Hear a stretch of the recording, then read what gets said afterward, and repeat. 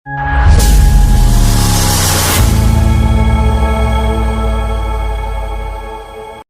Video देखने के लिए टैग वन टीवी को सब्सक्राइब करें। एक छोटे से गांव में रहने वाले मेहनती किसान श्यामलाल की, जो अपनी कठिन मेहनत और ईमानदारी के लिए पूरे गांव में जाना जाता है।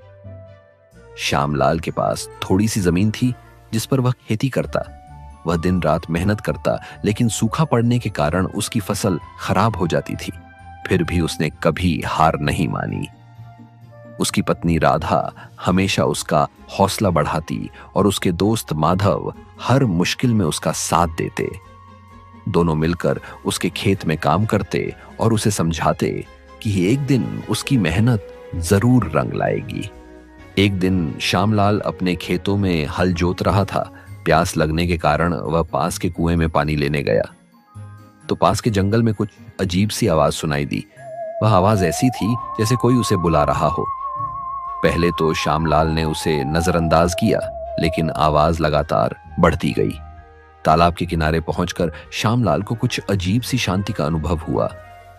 वह जब पानी लेने के लिए झुका तो तालाब के पानी से एक बुलबुला उठा और उसमें एक रहस्यमय चेहरा उभर आया और बोला, हे श्यामलाल, मैं इस तालाब का रक्षक हूँ। जो भी मेहनती और सच्चा इंसान यहाँ आता है उसे मैं आशीर्वाद देता हूँ।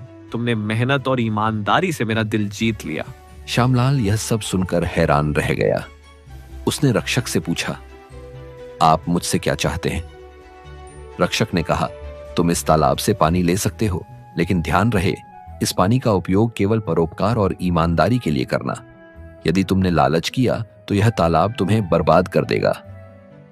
श्यामलाल ने तालाब से थोड़ा पानी लिया और अपने खेत में डाल दिया।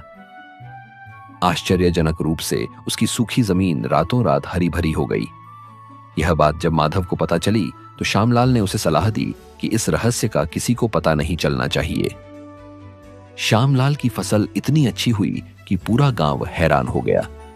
धीरे धीरे उसकी मेहनत और परोपकार की गाथा दूर दूर तक फैल गई, लेकिन उसकी सफलता देखकर कुछ लालची लोग उस पर जलने लगे। गांव के दो जमींदार बलराम और दीपक लाल श्यामलाल की बढ़ती प्रसिद्धि पर चिढ़ने लगे। उन्होंने सोचा कि श्यामलाल के हरे भरे खेतों के पीछे कोई तो रहस्य जरूर होगा। उन्होंने श्यामलाल का पीछा किया और तालाब का रहस्य जान लिया।